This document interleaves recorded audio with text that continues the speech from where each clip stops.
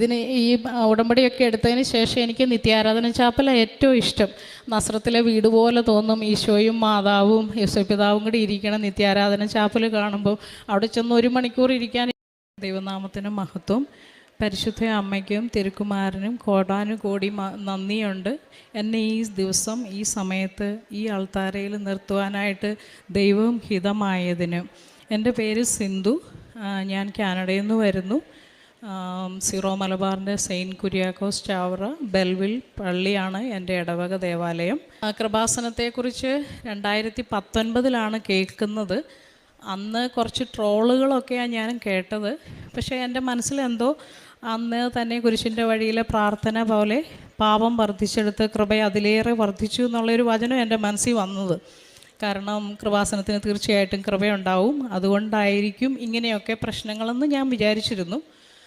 ഞാൻ എൻ്റെ ആങ്ങളയുടെ മോൻ്റെ കല്യാണത്തിന് അമേരിക്കയിൽ ഡാളസിൽ ചെന്നപ്പോൾ അവിടെ വെച്ചാണ് ഞാനൊരു കുമ്പസാരിച്ച് പരിശുദ്ധ അമ്മയുടെ അടുത്ത് പ്രാർത്ഥിച്ചുകൊണ്ട് നിൽക്കുമ്പോൾ അവിടെ വിസിറ്റ് ചെയ്യാൻ വന്ന ഒരമ്മ എനിക്ക് ഇങ്ങനെ കൃപാസന പത്രം തന്നു. എന്നിട്ട് ആ അമ്മ ഇങ്ങനെയും കൂടി എന്നോട് പറഞ്ഞു, മോളെ, ഞാൻ ഈ പത്രം പല രാജ്യത്തും എത്തിച്ചു, പക്ഷേ കാനഡയിൽ മാത്രം എനിക്ക് എത്തിക്കാൻ സാധിച്ചില്ല എന്ന്. അപ്പം ഞാൻ വളരെ അതിശയത്തോടെ പറഞ്ഞു, ഞാൻ ഇന്ന് ഉച്ച കഴിഞ്ഞ് കാനഡയ്ക്ക് പോവുകയാണ്, ഞാൻ അമേരിക്കയിലുള്ള ഒരാളല്ല എന്ന് പറഞ്ഞു. അത് കഴിഞ്ഞ് ഞാൻ ആ പത്രം വായിച്ചോ എന്ന് എനിക്ക് അത്രയ്ക്ക് ഓർക്കാൻ പറ്റുന്നില്ല. എന്തായാലും മലയാളമൊക്കെ കാണുമ്പോൾ പെട്ടെന്ന് വായിക്കും. അത് ഞാൻ കൊണ്ടുപോയി ബൈബിളിൻ്റെ സ്റ്റാൻഡിൻ്റെ അടിയിൽ തന്നെ കൊണ്ടുപോയി വെച്ചു. ഒന്നും നോക്കിയില്ല. പിന്നെ എൻ്റെ ഹസ്ബൻഡ് ഒരാഴ്ചയൊക്കെ കഴിഞ്ഞപ്പോൾ എന്നോട് പറഞ്ഞു, ഞങ്ങൾ നിയോഗം എഴുതി വെച്ച് ബൈബിളിൻ്റെ പുറത്ത് വെച്ച് പ്രാർത്ഥിക്കുക പതിവുണ്ട്. അപ്പം പുള്ളി കുറേ നാളായിട്ട് സ്വന്തമായിട്ട് ഒരു ക്ലിനിക്കിന് ബിൽഡിങ് നോക്കിക്കൊണ്ടിരിക്കുന്ന സമയമാണ്. ഞങ്ങൾ രണ്ടുപേരും ഫിസിയോതെറപ്പി കഴിഞ്ഞവരാണ്. ഹസ്ബൻഡ് അവിടെ ബിസിനസ് ചെയ്യുന്നു, രജിസ്ട്രേഡ് ഫിസിയോതെറപ്പിസ്റ്റായിട്ട്. അപ്പം വർഷങ്ങളായിട്ട് ഒരു 4 വർഷമായിട്ട് വാടകയ്ക്ക് ബിൽഡിങ് വെച്ചപ്പോൾ പുള്ളിക്കൊരാഗ്രഹം ഉണ്ടായി, സ്വന്തമായിട്ടൊരു ബിൽഡിങ് വേണമെന്ന്. അതിനുവേണ്ടി ഒരു സ്ഥലവും ഞങ്ങൾ വാങ്ങിച്ചു വെച്ചു ദൈവത്തിൻ്റെ കരുണയാൽ. ആ സ്ഥലത്ത് ബിൽഡിങ് വെക്കാൻ നോക്കിയപ്പോഴാണ് മനസ്സിലായത്, ബാങ്കിന് സ്ഥലവും ബിൽഡിങ്ങും കൂടെ വേണം. ഞങ്ങളുടെ സ്വന്തം സ്ഥലമായതുകൊണ്ട് ബാങ്കിന് ലോൺ തരാൻ മടിയാണ്. അല്ലെങ്കിൽ $4 ലക്ഷം ഞങ്ങൾ ലോണൊന്നും ഇല്ലാതെ സേവിങ്സിൽ കാണിക്കണം. അത് വളരെയധികം ബുദ്ധിമുട്ടാണ്, അതൊരു വലിയ എമൗണ്ടുമാണ്. അപ്പോൾ അങ്ങനെ ഇരിക്കുന്ന സാഹചര്യത്തിൽ എൻ്റെ ഹസ്ബൻഡ് എന്നോട് പറഞ്ഞു, നമുക്ക് ഈ നിയോഗം വെച്ച് പ്രാർത്ഥിക്കാം. അപ്പം എനിക്കാണെങ്കിൽ ഇത് എങ്ങനെ സംഭവിക്കും എന്നൊക്കെ ഓർത്തു. എന്നാലും ഞങ്ങളത് ആ കൃപാസനം പത്രത്തിൽ നിയോഗത്തോട് ചേർത്ത് വെച്ച് പ്രാർത്ഥിച്ചു. അതിനുശേഷം ഒരു സെപ്റ്റംബർ പകുതിയിലാണ് ഇത് സംഭവിക്കുന്നത്. ഒക്ടോബർ 5 ആയപ്പോൾ അവിടെയുള്ള വലിയൊരു ബിൽഡിങ്, ഒരു 750 സ്ക്വയർ ഫൂട്ടുള്ള ഒരു ബിൽഡിങ് പോലും 2 പേര് കൂടി വാങ്ങിക്കാൻ നോക്കിയിട്ടും സാധിച്ചിട്ടില്ല. അങ്ങനെയുള്ളിടത്ത് എൻ്റെ ഹസ്ബൻഡ് പറയാണ്, നമുക്ക് ഒരു ഹോസ്പിറ്റലിനോട് അടുത്തുള്ള ഒരു ബിൽഡിങ് വിൽക്കാനായിട്ടുണ്ട്, നമുക്ക് പോയി നോക്കാം. എനിക്ക് ഒട്ടും താല്പര്യം ഉണ്ടായില്ല. കാരണം അതൊരു 7100 സ്ക്വയർ ഫൂട്ടുള്ള ബിൽഡിങ്ങാണ്. അതൊരു ഗവൺമെൻറ്റിൻ്റെ മിനിസ്ട്രിയുടെ ഓഫീസ് നടന്നുകൊണ്ടിരുന്നത് ഇപ്പോൾ അടച്ചു കിടക്കുന്ന ഒരു ബിൽഡിങ്. ഞാൻ ഒട്ടും താല്പര്യമില്ലാതെ, ഞാൻ ഇപ്പോഴും ഓർക്കുന്നു, ഒരു ഒക്ടോബർ 5 സിസ്റ്റർ ഫൗസ്റ്റീനയുടെ ഫീസ്റ്റിൻ്റെ അന്ന് കറക്റ്റ് 3 മണിക്ക്, ഇപ്പോഴും ഞാൻ ഇവിടെ നിൽക്കുന്നത് കരുണയുടെ സമയത്ത് തന്നെയാണ്. ഞാനത് തീർച്ചയായിട്ടും മനസ്സിലാക്കുന്നു, ദൈവത്തിൻ്റെ വലിയ കരുണ. അതേ 3 മണിക്ക് തന്നെ ഞങ്ങൾ ആ ബിൽഡിങ്ങിൽ ചെന്നു. എനിക്ക് ദൈവമേ ഇതെങ്ങനെ സംഭവിക്കും എന്നൊക്കെ ഓർത്ത് ഞാൻ നിൽക്കണേ. ഒട്ടും തന്നെ താല്പര്യമില്ലാതെ, ഇതൊന്നും നമുക്ക് ചിന്തിക്കാൻ പോലും പറ്റിയല്ല എന്നോർത്ത്. പക്ഷേ ദൈവത്തിൻ്റെ ഇടപെടൽ, ശക്തനായവൻ എനിക്ക് വലിയ കാര്യങ്ങൾ ചെയ്തിരിക്കുന്നു, അവിടുത്തെ നാമം പരിശുദ്ധമാണ് എന്ന് തന്നെ എൻ്റെ മനസ്സിലും തോന്നത്തക്ക രീതിയിൽ ഓരോ ബാങ്കിലൊക്കെ ചെല്ലുമ്പോൾ അവർ പറയുന്നു, നിങ്ങളുടെ വീടുണ്ടല്ലോ, നിങ്ങളുടെ സ്ഥലമുണ്ടല്ലോ, അതൊക്കെ വെച്ചിട്ട് നിങ്ങൾക്ക് കാര്യങ്ങൾ നടത്താം എന്നൊക്കെ നല്ല പോസിറ്റീവായിട്ട് റെസ്പോൺസ്. അങ്ങനെ ഇരിക്കുമ്പം വീടിൻ്റെ ബാങ്ക് അസസ്മെൻ്റ് എടുക്കാനായിട്ട് ബാങ്ക് വരും. അങ്ങനത്തെ ഒരു ദിവസം, അതുവരെ ഞാൻ ഓൺലൈൻ ഉടമ്പടിയെക്കുറിച്ചൊന്നും ചിന്തിച്ചിട്ടില്ല. അപ്പോൾ ബാങ്ക് വരുന്ന ദിവസം, അന്നൊരു വിൻ്ററിൻ്റെ ഒരു നവംബർ 14 അപ്പം ഞങ്ങൾ വിൻ്റർ കെയറൊക്കെ നമ്മുടെ അവിടെ ചെയ്യണം. ഈ ബേസ്മെൻ്റ് എന്ന് പറയുന്ന സ്ഥലത്ത് കുറച്ച് വെള്ളമൊക്കെ വീടിൻ്റെ അടിയിൽ കെട്ടി വന്ന് നടക്കും. എൻ്റെ ഫാമിലിയാണ്. അപ്പോൾ എനിക്ക് 5 കുട്ടികളുണ്ട്. അതിൽ 2 പേര് ഇളയവരാണ് ഇവിടെ ഉള്ളത്. മൂത്ത മോൻ വന്നിട്ടില്ല. മോള് ഇവിടെ ഇരുന്ന് പഠിക്കുക. അവർക്ക് 11ാം ക്ലാസ്സിലായതുകൊണ്ട് ഒത്തിരി സീരിയസ് ആയിട്ടുള്ള പഠിത്തമൊക്കെ ഉള്ളതുകൊണ്ട് അവൾ ഇവിടെ ഉണ്ട്. എല്ലാ ധ്യാനവും എൻ്റെ കൂടെ അവൾ കേൾക്കാറുണ്ട്. അങ്ങനെ ആ ബേസ്മെൻറ്റിൽ വെള്ളം കെട്ടി ഒരു ലെവലാകുമ്പോൾ ഓട്ടോമാറ്റിക്കലി അത് പമ്പ് ചെയ്ത് പുറത്തേക്ക് വരും. പക്ഷേ ആ വെള്ളം ഒത്തിരി പുറത്ത് വരുന്നതുകൊണ്ട് ഹസ്ബൻഡ് അതിനൊരു എക്സ്റ്റൻഷൻ ട്യൂബ് ഇട്ടിരുന്നു. പക്ഷേ വിൻ്ററിൽ അത് എടുത്തു മാറ്റാൻ മറന്നു പോയതുകൊണ്ട് ഞങ്ങൾ ഒരു വൈകുന്നേരം വീടെല്ലാം വൃത്തിയാക്കി പിറ്റേ ദിവസം ബാങ്ക് അസസ്മെൻറ്റിന് വരുന്നതുകൊണ്ട് ഞങ്ങൾ ചെന്ന് നോക്കുമ്പോൾ ഈ ബേസ്മെൻറ്റിൽ നിന്ന് വെള്ളം പമ്പിൽ പ്രഷറായിട്ട് കയറി വരുന്നുണ്ട്. അതിങ്ങനെ ചൂടുവെള്ളം ചീറ്റണുണ്ട്. പക്ഷേ പുറത്ത് മുഴുവൻ ഐസ് പിടിച്ച് കിടക്കുന്നതുകൊണ്ട് ഈ ട്യൂബിൽ ഒരു 3-4 അടി ഫ്രോസൺ ആയിട്ടിരിക്കുക. കുറച്ച് കഴിയുമ്പോൾ തന്നെ വീടിൻ്റെ ബേസ്മെൻറ്റ് വെള്ളത്തിലാവും. പിന്നെ ബാങ്ക് വന്ന് നോക്കിയിട്ട് ഒരു കാര്യവും ഇല്ല. ഇങ്ങനെ ഒരു നനഞ്ഞ കാർബോർഡ് പോലെയുള്ള വിലയെ നനഞ്ഞ ബേസ്മെൻറ്റിനുള്ളൂ. അപ്പോൾ ഞാൻ പല കാര്യങ്ങളും നടക്കാതിരിക്കുമ്പം നമുക്ക് ആശയറ്റ് കഴിയുന്നവരുടെ പ്രത്യാശയാണ് പരിശുദ്ധ അമ്മ എന്ന് എനിക്ക് എപ്പോഴും തോന്നും. ഞാൻ അവിടെ മുട്ടുകുത്തിയതെന്ന് പറഞ്ഞ അമ്മേ, ഇന്ന് തന്നെ ഞാൻ കൃപാസനത്തിലെ ഓൺലൈൻ ഉടമ്പടി എടുക്കാം, ഈ കാര്യം ഒന്ന് പരിഹരിച്ചു തരണേന്നും. എനിക്ക് വിശ്വസിക്കാൻ പറ്റണില്ല. അതുവരെ പല ഹാർഡ്വെയർ സ്റ്റോറിൽ നിന്ന് പല ടൂൾസൊക്കെ ഇട്ട് കുത്തിയിട്ടും ഒന്നും പൊട്ടാത്തത് ഒരു മെറ്റൽ ബ്രൂമിൻ്റെ ബാക്ക് ഇട്ട് കുത്തിയപ്പം എൻ്റെ ചേച്ചിയുടെ മോനും ഉണ്ട്. അവനും പറഞ്ഞു എന്തൊക്കെയോ സംഭവിച്ചു, കുറേ വെള്ളവും ഐസും എല്ലാം കൂടി പുറത്തേക്ക് തള്ളുന്നുണ്ട് എന്ന് അവൻ ഇങ്ങനെ പറഞ്ഞു. എനിക്കപ്പം തന്നെ മനസ്സിലായി പരിശുദ്ധ അമ്മ അത് ഉടമ്പടി എടുപ്പിക്കാൻ വേണ്ടി ഒരു സൈൻ തന്നതുപോലെ. ദൈവത്തിന് സ്തുതി. അത് പിന്നെ ഒരു പ്രശ്നമില്ലാതെ എല്ലാം കഴിഞ്ഞു. ബാങ്ക് ആ കാര്യങ്ങളൊക്കെ ചെയ്തു. അതേ വർഷം 2019 ഇതിൻ്റെ തുടക്കം. ഒരു ബിൽഡിങ്ങൊക്കെ അവിടെ മേടിക്കണേ കുറേ പ്രോസസ്സുണ്ട്. 2020 മാർച്ച് 1-ാം തീയതി ആ ബിൽഡിങ് ഞങ്ങൾക്ക് വേണ്ടി തമ്പുരാൻ തന്നു. 7100 സ്ക്വയർ ഫൂട്ടുള്ള ആ ബിൽഡിങ് കാണുമ്പോൾ അച്ഛന്മാരൊക്കെ വന്ന് വിസിറ്റ് ചെയ്യുമ്പോൾ പറയും, ഒരു പള്ളി നടത്താമല്ലോ, ഇതൊരു ക്ലിനിക്കിനുള്ള സ്ഥലമല്ലല്ലോ ഉള്ളതെന്ന്. അപ്പോൾ ദൈവത്തിൻ്റെ സമൃദ്ധമായ അനുഗ്രഹം തീർച്ചയായിട്ടും പരിശുദ്ധ അമ്മയിലൂടെ ഞങ്ങൾ അനുഭവിച്ചു. ദൈവത്തിൻ്റെ കരുണയാൽ 2020 എനിക്ക് നാട്ടിൽ വന്ന് പരിശുദ്ധ അമ്മയുടെ അടുത്ത് വന്ന് കാണണം എന്ന് ആശയമുണ്ടായിരുന്നു. പക്ഷേ കോവിഡ് ആയിരുന്നുകൊണ്ട് സാധിച്ചില്ല. ആ വരവിലും ഞങ്ങളുടെ പാസ്പോർട്ട് എടുക്കാനൊക്കെ ആ സമയത്ത് എല്ലാവർക്കും അറിയാം വളരെ ബുദ്ധിമുട്ടായിരുന്നു. ഹസ്ബൻഡിന് ജോലി ആയതുകൊണ്ട് പുള്ളിക്ക് എൻ്റെ കൂടെ വരാനോ പാസ്പോർട്ടിന് വേണ്ടി വെയിറ്റ് ചെയ്യാനൊന്നും പറ്റില്ല. ഞാൻ സിറ്റിയിൽ പോകണം, 2 മണിക്കൂറോളം വണ്ടി ഓടിച്ച്. ഞാൻ അത് ഒരിക്കലും ചെയ്തിട്ടില്ല. 120 കിലോമീറ്റർ സ്പീഡിൽ ഹൈവേയിലൊക്കെ പോകാൻ എനിക്ക് ഒട്ടും ധൈര്യമില്ല. എന്നാലും എൻ്റെ ആവശ്യം അത്രയും തീവ്രമായതുകൊണ്ട് ഞാൻ ഈ മക്കളെ 5 പേരെയും കൊണ്ട് വണ്ടിയിൽ കയറി ഈ പരിശുദ്ധ അമ്മയെ നീ പിടിച്ചോളണേ, ഈ സ്റ്റിയറിങ് ഞാനിവിടെ ഇരിക്കണേ ഉള്ളൂ എന്ന് പറഞ്ഞ് ഞാനത് ഓടിച്ച് അവിടെ ചെന്നു. അവിടെ ചെന്നപ്പോഴും ലൈനപ്പിലൊക്കെ തലേ ദിവസം തൊട്ട് പാസ്പോർട്ട് ഓഫീസിലെ ആൾക്കാർ വന്ന് കിടക്കുന്ന സമയം 2020 മാർച്ചിലൊക്കെ. അപ്പോൾ എന്നോട് അവർ പറഞ്ഞു എന്തെങ്കിലും എമർജൻസി ഉണ്ടെങ്കിൽ മാത്രമേ പാസ്പോർട്ട് കിട്ടുള്ളൂ. എനിക്ക് എൻ്റെ പേരൻസൊക്കെ പ്രായമായിട്ടിരിക്കുന്നതുകൊണ്ട് എങ്ങനെയെങ്കിലും വരണം എന്നായിരുന്നു. പക്ഷേ ഞാനിങ്ങനെ പരിശുദ്ധ അമ്മയോട് സഹായം ചോദിച്ച് ഇങ്ങനെ പ്രാർത്ഥിച്ചുകൊണ്ടിരുന്നു. അവരൊക്കെ എന്നോട് പറഞ്ഞു ഇത് റിജക്റ്റ് ചെയ്യത്തുള്ളൂ, ഇൻസഫിഷ്യൻറ്റ് ഡോക്യുമെൻ്റാണ്, ഇതിന് അത്യാവശ്യമൊന്നുമില്ല. പക്ഷേ ഞാൻ പ്രാർത്ഥിച്ചുകൊണ്ടിരുന്നു.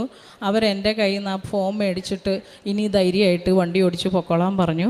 അങ്ങനെ ഓരോ ദിവസവും പരിശുദ്ധ അമ്മയുടെ വലിയൊരു സംരക്ഷണവും സഹായവും ഞങ്ങളുടെ ജീവിതത്തിൽ ഉണ്ടാകാറുണ്ട്. ഹസ്ബൻഡ്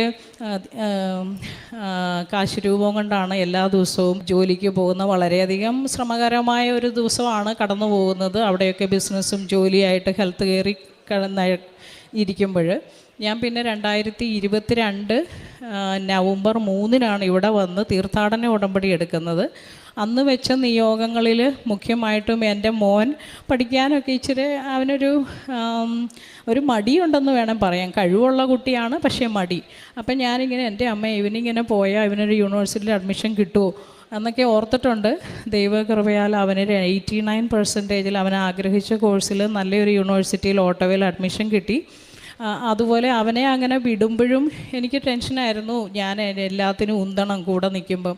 പക്ഷേ അവൻ യൂണിവേഴ്സിറ്റി പോയപ്പോൾ ഞാൻ പരിശുദ്ധ അമ്മയുടെ കൃപാസന മാതാവിൻ്റെ തന്നെ ഫോട്ടോ കൊടുത്തു വിട്ടിട്ട് അമ്മ ഇനിയും നോക്കിക്കൊള്ളണം, ഞാൻ നോക്കിയിട്ട് ഇങ്ങനെയൊക്കെ ആയിട്ടുള്ളൂ. പക്ഷേ ആ കുഞ്ഞിൻ്റെ വളർച്ചയിൽ ഇപ്പോൾ എനിക്ക് ഒത്തിരി സന്തോഷമുണ്ട്. ഞാനുള്ളപ്പം വീട്ടിലുള്ളപ്പോൾ ഞായറാഴ്ച മാത്രമാണ് അധികം പള്ളിയിൽ പോവുള്ളൂ.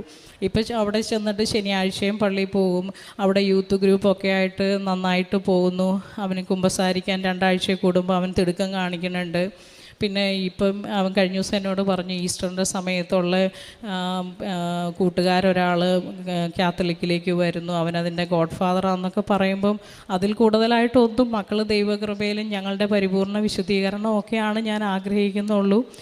പിന്നെ അച്ഛൻ്റെ ധ്യാനം തുടർച്ചയായിട്ട് കൂടാറുണ്ട്, ഒരിക്കലും മുടക്കാറില്ല. അതിൻ്റെ ആരാധനയുടെ സമയത്ത്, ഫൈനൽ ബ്ലെസ്സിങ്ങിൻ്റെ സമയത്ത് മക്കളും മുറിയിൽ നിന്ന് ഓടി വരും. പിന്നെ കൃപാസനത്തിലെ ഉടമ്പടി വസ്തുക്കൾ ഉപയോഗിക്കാറുണ്ട്. കുഞ്ഞുങ്ങളുടെ സീസണൽ കോൾഡും അങ്ങനെയൊക്കെ വരുമ്പം മക്കൾ എക്സാമിന് പോകുമ്പം ഒക്കെ ഉപ്പിട്ട് കൊടുത്ത് പ്രാർത്ഥിക്കും. അവരുടെയൊക്കെ കയ്യിൽ കാശുരൂപം കൊടുത്ത് വിശ്വാസ പ്രമാണം ചെല്ലിച്ചിട്ട് ഞാൻ തിരിച്ചു മേടിക്കും. ഞാൻ ആരുടെയും കയ്യിൽ എൻ്റെ കാശുരൂപം കൊടുക്കാറില്ല. അതെനിക്ക് എത്ര വിലമതിക്കണം എന്ന് എനിക്കറിയില്ല. പ്രൈസ്ലെസ് ആയിട്ടുള്ള ഒരു ഡോക്യുമെൻ്റ് എൻ്റെ കയ്യിലിരിക്കുന്ന പോലെയാണ്. അതെൻ്റെ ബാഗിൽ എപ്പോഴും കാണും. അതിനെന്തെങ്കിലും ദോഷം പറ്റിയില്ലോ എന്ന് ഓർത്ത് ഞാനൊരു സിപ്ലോഗ് ബാഗ് ഇട്ട് വെച്ചാണ് സൂക്ഷിക്കുന്നത്. എൻ്റെ കഴുത്തേലിടാനുള്ള ധൈര്യം എനിക്കില്ല. എവിടെയെങ്കിലും ചാടിപ്പോയതായിട്ട് പലരും പറഞ്ഞു കേൾക്കുന്നുണ്ട്. അതുകൊണ്ട് എൻ്റെ പാസ്പോർട്ടിനെക്കാട്ടിലും എൻ്റെ സ്വർണത്തിനെക്കാട്ടിലും ഒക്കെ ഞാൻ അതിനെ അമൂല്യമായിട്ട് വിലമതിക്കുന്നു. അപ്പം ആ ബാഗ് താഴെ വയ്ക്കാൻ പോലും എനിക്ക് മനസ്സ് വരാറില്ല. അതെൻ്റെ കയ്യിലുണ്ടെങ്കിൽ അത്രമാത്രം ബഹുമാനത്തോടെ ഞാൻ അതിനെ ആദരിക്കുന്നു. പിന്നെ ജോസഫ് അച്ഛനെ ഞാൻ ഈ കൃപാസനം കൂടുമ്പോഴൊന്നും അല്ല അറിഞ്ഞേക്കുന്നത്. വർഷങ്ങൾക്ക് മുമ്പ് ശാലോം ടി വിയിൽ തിരുവചനം പറയുമ്പം ഈ അച്ഛൻ എന്ത് കരുണയാണ് മനുഷ്യരോട് എന്നെനിക്ക് തോന്നിയിട്ടുണ്ട്. ഒരമ്മയുടെ വാത്സല്യത്തോടെ, പ്രത്യേകിച്ച് സ്ത്രീകളോട് അവരുടെ ആവശ്യങ്ങളിൽ ഈ തലമുടിയൊക്കെ പോകുന്നത് വലിയൊരു കാര്യമല്ലെങ്കിലും അച്ഛൻ എത്ര ആർദ്രതയോടെ അതിനെക്കുറിച്ച് സംസാരിക്കുന്നതെന്ന് ഞാൻ ഓർത്തിട്ടുണ്ട്. ദൈവത്തിൻ്റെ ആ കരുണ അച്ഛനിലൂടെ അനുസ്യൂതം നമ്മളിലേക്ക് ഒഴുകുന്നതിൻ്റെ വലിയൊരു സമൃദ്ധി ആണ് ഇവിടെ ഞാൻ കാണുന്നത്.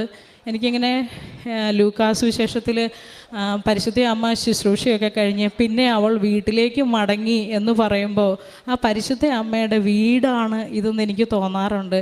നമുക്കൊരു ദേവാലയം എന്ന് പറയുമ്പം അതിന് കുറച്ച് അതിൻ്റേതായ ഒരു ഗൗരവമുണ്ട്. പക്ഷേ കൃപാസനം എനിക്ക് ഈ പരിശുദ്ധ അമ്മ വസിക്കുന്നൊരു വീട്. അവിടെ നമുക്ക് ഒത്തിരി സ്നേഹത്തോടെയാണ് നമ്മളൊരു ഭവനത്തിലേക്ക് കയറി വരുന്നത്. അതുപോലെ എനിക്ക് തോന്നുന്നത് അവിടെ അമ്മയായിട്ട് നമ്മളെ സ്വീകരിക്കുന്ന അമ്മയുടെ അടുത്ത് എത്ര വന്നിരുന്നാലും കൊതി മാറണില്ല. പക്ഷേ ഞാൻ എപ്പോഴും ഈ കുഞ്ഞുങ്ങളെയും കൊണ്ട് വരുന്നതുകൊണ്ട് സ്വസ്ഥതയോടെ ഇവിടെ വന്ന് എനിക്കിരിക്കാൻ പറ്റാറില്ല. എന്നാലും ദൈവം അനുവദിക്കുന്നതാണ് എൻ്റെ സന്തോഷം.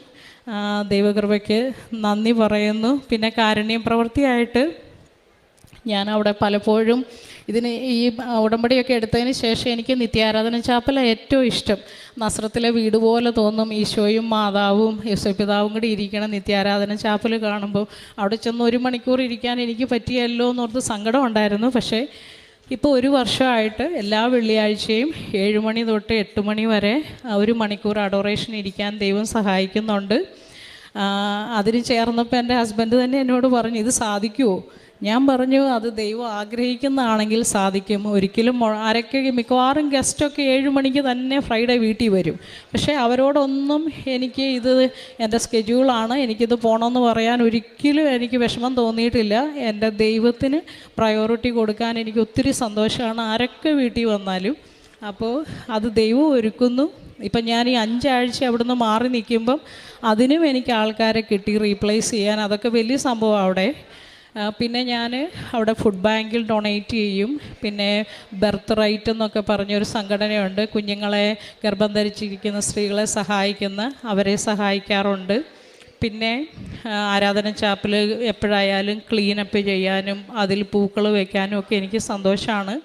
ആരെങ്കിലും എന്നോട് എന്തെങ്കിലും സഹായങ്ങളൊക്കെ ചോദിച്ചാൽ ഞാൻ ഒരിക്കലും നിരസിക്കാറില്ല. പുതിയ പിള്ളേരൊക്കെ വരുമ്പം അമ്മ റൈഡോ അല്ലെ അവരുടെ ജോലി കാര്യങ്ങൾക്ക് ആരോടെങ്കിലും ഒന്ന് സംസാരിക്കാവോ എന്നൊക്കെ ചോദിക്കുമ്പം ഒരു ആർദ്രതയോടെ അതെടുക്കാനും ഈ കാരുണ്യ പ്രവൃത്തിയുടെ ഭാഗമായിട്ട് അത് ചെയ്യാനും എനിക്ക് സാധിക്കാറുണ്ട്. പലരും എന്നെ 5 കുട്ടികളില്ലേ ചേച്ചി ഒത്തിരി ബിസിയല്ലേ എന്നൊക്കെ ചോദിച്ചാലും ഞാനത് എനിക്ക് ചെയ്യണമല്ലോ, അങ്ങനെ ഒരു നിർബന്ധം, പ്രവൃത്തിയില്ലാത്ത വിശ്വാസം അതിൽ തന്നെ നിരർത്ഥകമാണെന്ന് അച്ഛൻ എപ്പോഴും പറയുന്നത് ഞാൻ ഓർക്കും. അപ്പോൾ അത് നിർബന്ധപൂർവ്വം ചെയ്യാൻ ദൈവം അനുവദിക്കുന്നുണ്ട്. ഒരു ദിവസം ഞാനിങ്ങനെ ഓർത്തു, ദൈവമേ, ഞാൻ ആരെയാണ് ഇപ്പോൾ സഹായിക്കേണ്ടേ, എനിക്ക് അങ്ങനെ ഈ നാട്ടിലെ പോലെ ഒന്നും പറ്റുന്നില്ലല്ലോ എന്നോർത്തു. ഒരു ദിവസം ഞാൻ പള്ളി കഴിഞ്ഞ് വൈകുന്നേരം വരുമ്പോൾ ഒരു നോർത്ത് ഇന്ത്യൻ പെൺകുട്ടി ഇങ്ങനെ നമ്മുടെ വീടിൻ്റെ ഒരിച്ചിരി സൈഡ് മാറിലായിട്ട് നിലത്തിരിക്കുക. അപ്പോൾ ഞാൻ ചോദിച്ചു, എന്തു പറ്റി? അന്നേരം അവൾ പറഞ്ഞു, ഞാൻ ഇവിടെ മടുത്തിട്ട് ഇരുന്നതാണ്, കുഴപ്പമുണ്ടോ, നിങ്ങളുടെ സ്ഥലമാണോ എന്നൊക്കെ ചോദിച്ചു. ഞാൻ പറഞ്ഞു, കുഴപ്പമൊന്നുമില്ല. പക്ഷേ ആ കൊച്ചിന് നാട്ടിൽ നിന്ന് എന്തോ ഒരു ഡെലിവറി പാക്കേജ് വന്നിട്ട് അവളത് കൈ പിടിച്ച് നടന്നിട്ട് അവൾക്ക് തണുത്ത് കൈയൊക്കെ മരച്ചിരിക്കുക. അപ്പം ഞാൻ വേഗം കൊണ്ടുപോയി വിടാം, അവളുടെ വീട്ടിൽ കൊണ്ടുപോയി വിടാമെന്ന് ഓർത്തു. പക്ഷേ ഇന്നത്തെ കാലം നമുക്കൊരു ഭയം, ആ കൊച്ച് എന്നോട് എങ്ങനെയായിരിക്കും പെരുമാറുന്നത്, സേഫാണോ എന്നൊക്കെ ഞാനൊരു മിനിറ്റ് ടെൻഷൻ അടിച്ചപ്പോൾ തന്നെ തൊട്ടടുത്ത് എൻ്റെ ഒരു ഫ്രണ്ട്, ഒരു പയ്യൻ, എൻ്റെ ഹസ്ബൻഡിൻ്റെയും ഫ്രണ്ട് അയൽവാസി വന്നു. അപ്പം ഞാൻ അവനോട് ഇങ്ങനെ പറഞ്ഞു, നമുക്കൊന്ന് കൊണ്ടുപോയി വിടാം. വേഗം തന്നെ എന്നാ ചേച്ചി, ഒരു കുഴപ്പമില്ലെന്നും പറഞ്ഞ് ഞങ്ങൾ കൊണ്ടുപോയി വിട്ടിട്ട് തിരിച്ചു വന്നു. ആ പെങ്കൊച്ചിന് ചിന്തിക്കാൻ മേലാത്തൊരു ഉപകാരം ചെയ്തതുപോലെ അവളും ഇരിക്കുന്നു. അപ്പം ഞാൻ ഓർക്കുക, ഞാൻ അങ്ങനെ മാതാവിനോട് ചോദിച്ചപ്പം ഞാൻ ചെയ്യാനുള്ള കാര്യവും കാരുണ്യപ്രവൃത്തിയും അമ്മ തന്നെ എൻ്റെ മുമ്പിൽ എത്തിച്ചതുപോലെ എനിക്ക് തോന്നുക. അങ്ങനെ ദൈവം അനുവദിക്കുന്ന, ഇപ്പോൾ ഇവിടെയൊക്കെ നാട്ടിലുമൊക്കെയുള്ള സഹായം അർത്ഥിക്കുന്ന ചില കാര്യങ്ങൾ ഫാമിലിയിൽ പെട്ടവരായാലും അയക്കുമ്പോൾ അവരുടെയൊക്കെ സഹായത്തിനും അവർക്ക് ഒക്കെ വേണ്ട സഹായം ഞങ്ങളാൽ സാധിക്കുന്ന വിധം ഞങ്ങൾ ചെയ്യാറുണ്ട്. പിന്നെ ദശാംശ പൈസ കൊടുക്കുന്നതിലൊക്കെ എൻ്റെ ഹസ്ബൻഡ് സന്തോഷത്തോടെ ചെയ്യുന്നു. അങ്ങനെ ദൈവത്തിൻ്റെ കൃപയിൽ ഞങ്ങൾ മുമ്പോട്ട് പോകുന്നു. എല്ലാവരുടെയും പ്രത്യാശയായ നിത്യജീവിതവും ജീവിത വിശുദ്ധീകരണവും തന്നെയാണ് എൻ്റെയും ലക്ഷ്യം. ഇനി അച്ഛൻ പറയുന്ന പോലെ സഹനം എങ്ങനെ എടുക്കണം എന്ന് അച്ഛൻ്റെ ധ്യാനത്തിൽ ഒത്തിരി നന്നായിട്ട് മനസ്സിലാകുന്നു. ആ ടെസ്റ്റ് എപ്പോഴും നമ്മുടെ ജീവിതത്തിലുണ്ടാവും, നമുക്കൊരു ടെസ്റ്റിമോണി പറയാൻ വേണ്ടിയിട്ട്. അപ്പോൾ ജീവിതത്തിൻ്റെ വഴികളിൽ സഹനത്തിനെ നമുക്ക് മാറ്റി നിർത്താൻ പറ്റിയല്ല. പോരായ്മകളും കുറവുകളും ഒക്കെ ഉണ്ട്. എന്നാലും പരിശുദ്ധ അമ്മയുടെ കൂട്ടുപിടിച്ച് അഭിഭാഷകയായ അമ്മ നമുക്ക് വേണ്ടി എപ്പോഴും ദൈവസന്നിധിയിൽ മാധ്യസ്ഥം വഹിക്കുന്നുള്ള പ്രത്യാശയിൽ നിത്യജീവിതം ലക്ഷ്യമാക്കി ഞാനും എൻ്റെ കുടുംബവും മുമ്പോട്ട് പോകുന്നു. ദൈവത്തിന് സ്തുതി. യേശുവേ നന്ദി. യേശുവേ